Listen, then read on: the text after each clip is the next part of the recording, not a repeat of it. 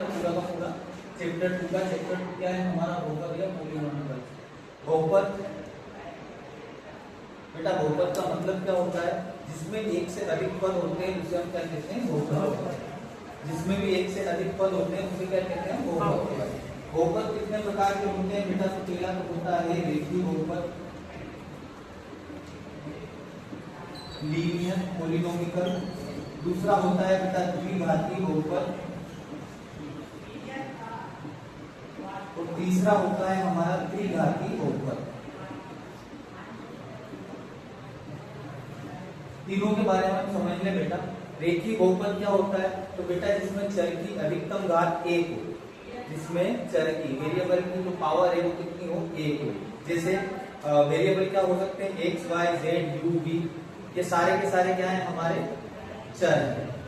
चर किसे कहते हैं बेटा, या वेरिएबल किसे कहते हैं? तो चर वह मान होता है जिसका मतलब चर वह होता है जिसका मान हमेशा परिवर्तित होता रहता है, और जो स्थिर होता है वो क्या होता है? अचर होता है। स्थिर जो होता है उसे हम क्या कहते हैं? अचर।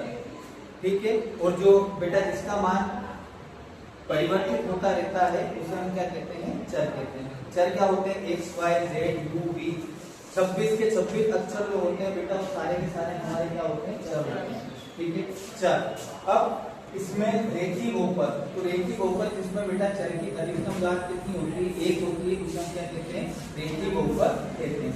जैसे x + 2, 2x + 4y, ये सारे के सारे क्या है हमारे? रेखीय बहुपद जिसमें चर की अधिकतम घात कितनी हो? 1। ये जैसे यहाँ पर 1, यहाँ पर 1, यहाँ पर 1, तो क्या होगा हमारा? रेखीय बहुपद। द्विघाती बहुपद क्या कहलाता है बेटा? तो जिसमें चर की अधिकतम घात कितनी हो? 2। चर की अधिकतम घात जिसमें 2 होती है उसे हम क्या कहते हैं बेटा? द्विघाती बहुपद। थर्ड कौन सा आता है बेटा? हमारा त्रिघाती बहुपद, जिसमें चर की अधिकतम घात कितनी होती है? 3 होती है, उसे हम क्या कहते हैं? त्रिघाती बहुपद कहते हैं। ठीक है। चर की अधिकतम घात 1 हो वो रेखीय बहुपद, जिसमें चर की अधिकतम घात 2 हो वो द्विघाती बहुपद, जिसमें चर की अधिकतम घात 3 हो उसे त्रिघाती बहुपद कहते हैं। ठीक है। अब यहाँ पर हम बहुपद के बाद जो 10th में पढ़ेंगे बेटा, वहां केवल और केवल हम द्विघाती बहुपद पढ़ेंगे। कौन सा पढ़ेंगे? द्विघाती बहुपद। ठीक है, क्वाड्रिक पॉलीनोमियल या द्विघाती बहुपद।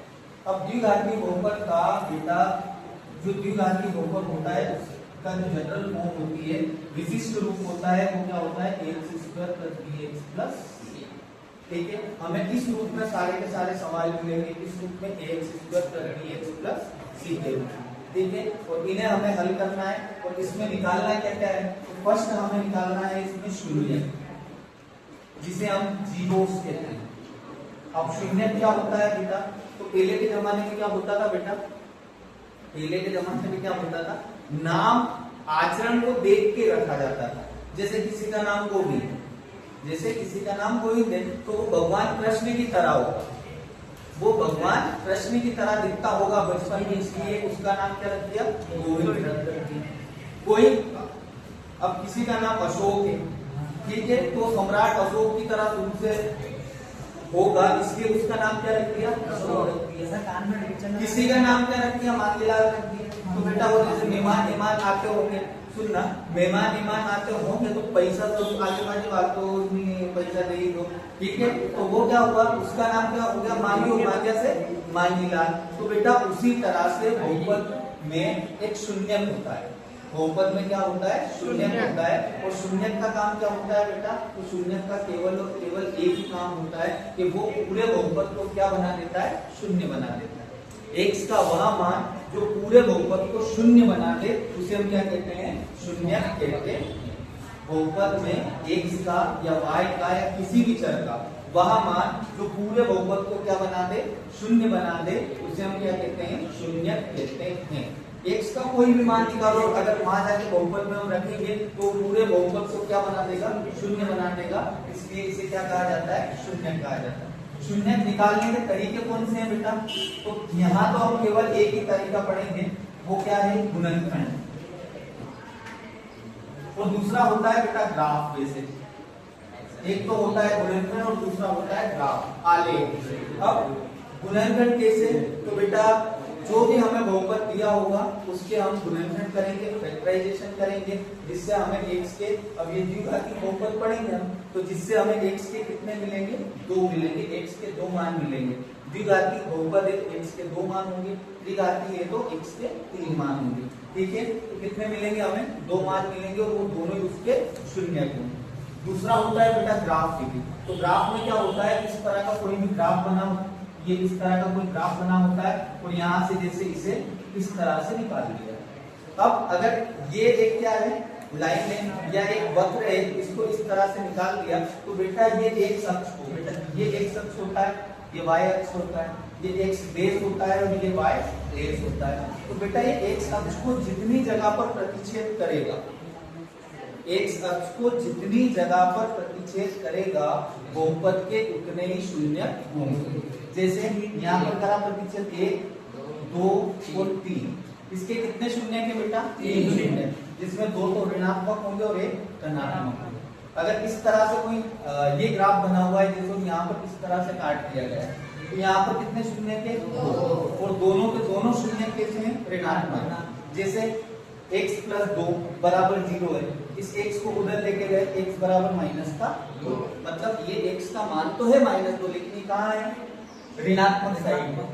और अगर इस तरह से x -2 बराबर 0, तो x बराबर क्या मिला, प्लस का 2, तो ये कहाँ बनेगा, धनात्मक साइड बनेगा। तो बेटा शून्य निकालने के 2 ही प्रकार है, एक होता है गुणनखंड और दूसरा होता है ग्राफ। कितने शून्य मिलेंगे हमें, 2 शून्य। ठीक है, एक होगा अल्फा और एक होगा बीटा।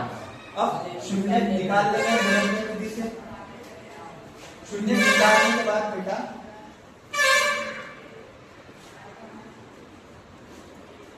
जैसे हमने शून्य निकाल लिया, शून्य गुणनखंड विधि से, ग्राफ विधि से निकाला, तो हमें उसकी क्या करनी है, फिर जांच भी करनी है। हमें क्या करना है, उसकी जांच भी करनी है कि ये हमारे बहुपद का शून्य है या नहीं। अब कुछ भी दिया है तो है ना, कि साहब ये है, तो पहले उसे जांचना पड़ेगा कि शून्य बना रहा है या नहीं बना रहा। इसके लिए बेटा 2 विधि है, शून्यकों का योगफल, शून्यकों का योगफल, सम ऑफ जीरोस, शून्यकों का योगफल। इसे दर्शाया जाता है बेटा अल्फा प्लस बीटा बराबर -b बटे, हिंदी में बोलूं तो -x का गुणांक बटे x² का गुणांक, इंग्लिश में बोलूं तो कोफिशिएंट ऑफ x और coefficient of x²। Alpha plus beta, और मैं यही लिखूंगा खाली अल्फा प्लस बीटा बराबर -b बटे a, क्योंकि हम हर सवाल की तुलना कैसे करेंगे, ax² plus bx plus c। तो शून्यकों का योगफल अल्फा प्लस बीटा बराबर क्या आएगा, -b बटे a। शून्यकों का गुणनफल अल्फा इंटू बीटा बराबर क्या आएगा, c बटे a। ठीक है, c बटे a मतलब अचर पद बटे x² का गुणांक। ठीक, अब इसके बाद फिर थर्ड चीज हमारे पार्ट में क्या मिलेगी हमें, तो बेटा वो है बहुपद बनाना, पॉलिनोमियल का निर्माण करना, बहुपद बनाना। बहुपद कैसे बनाएंगे हम, बेटा हमें शून्यकों का योगफल दे देंगे, शून्यकों का गुणनफल दे देंगे। शून्यकों का योगफल मतलब अल्फा प्लस बीटा का मान दे देंगे हमें, और अल्फा इंटू बीटा का मान दे देंगे। जैसे अल्फा प्लस बीटा का मान दे दिया 2, अल्फा इंटू बीटा का मान हमें कितना दे दिया, 1 दे दिया। अल्फा प्लस बीटा का मान 2 दे दिया, अल्फा इंटू बीटा का मान 1 दे दिया। शून्यकों का योगफल दे दिया हमें 2, शून्यकों का गुणनफल दे दिया हमें कितना, 1। और हमसे बोला गया कि आप बहुपद का निर्माण कीजिए। तो बहुपद का निर्माण करने के लिए बेटा ये एक सूत्र है, जिस सूत्र का निर्माण की, जिस सूत्र से बहुपद का निर्माण होता है, x² minus alpha plus beta x plus alpha into. आप सीधे सीधे बेटा 2 नंबर में क्वेश्चन आता है, सीधे सीधे आप इसमें मान ले जाएगा। जैसे अल्फा प्लस बीटा बराबर कितना दिया है, 2, ये x² माइनस 2, ये है x plus alpha into beta बराबर कितना दिया है, 1। अल्फा गुणित बीटा बराबर कितना दिया है, 1। ये बन गया हमारा बहुपद, x² माइनस 2x प्लस 1। हमें किसी तरह से कुछ भी कहीं भी जाने की जरूरत नहीं है, सीधा सीधा सूत्र में मान रखो, आंसर आ जाएगा। ठीक है, कोई डाउट है? चलो एक प्रश्न मेरा है कि बहुपद और समीकरण में अंतर क्या है। जैसे बहुपद तो हम पढ़ ही रहे हैं, अब देखो बहुपद में कहीं भी ax square plus bx plus c है, इसमें मैंने कुछ लगाया क्या पीछे आगे पीछे, इसमें LHS और RHS मैंने दिया क्या, है क्या इसमें LHS और RHS? बेटा बहुपद और समीकरण में केवल इतना सा डिफरेंस होता है कि जो बहुपद होता है उसके बराबर में जीरो नहीं होता, जो बहुपद होता है उसके बराबर में जीरो नहीं होती, ठीक है। और जो समीकरण होती है उसमें बेटा LHS भी होती है और RHS भी होती है। मतलब अगर मैं किसी को ax square plus bx plus c, जो बच्चे गलतियां करते हैं, अगर मैंने इस तरह से जीरो लगा दी तो फिर ये हो जाएगी द्विघाती समीकरण। क्या हो जाएगी ये द्विघाती समीकरण, ये द्विघाती बहुपद है और ये द्विघाती समीकरण, तो दोनों में इसी तरह से डिफरेंस होगा। सबसे पहले हम क्या पढ़ेंगे, ग्राफ पढ़ेंगे बेटा 2.8 2.1 में एक ही क्वेश्चन दिया हुआ है, ग्राफ में हमें देखना है तो कितनी जगह काट रहा है, कितने उसके शून्य है। जैसे ही हम 2.2 में चलेंगे बेटा तो 2.2 का भी फर्स्ट क्वेश्चन है, उसमें हमें गुणनखंड करना है और गुणनखंड से क्या निकालना है, शून्य निकालना है, और शून्य वो हमारे है या नहीं है उसकी सत्यता की जांच भी करना है। और इसी का 2.2 का जो सेकंड क्वेश्चन है उसमें हमें क्या करना है, बहुपद बताना है। और बहुपद कैसे बनाएंगे हम, इस सूत्र से x square minus alpha plus beta x plus alpha into beta, ठीक है। और कोई डाउट है बेटा पूरे पार्ट 2 में कि सर और कहीं है पार्ट 2 में, बेटा इसके अलावा पूरे पार्ट 2 में कुछ भी नहीं है जो बोर्ड पे लिखा हुआ है इसके अलावा। तो बेटा ये नोट करना है सूत्र, जैसे सूत्र ये नोट कर लो फटाफट, है ना, ये सामान्य नोट कर लो इसका, एक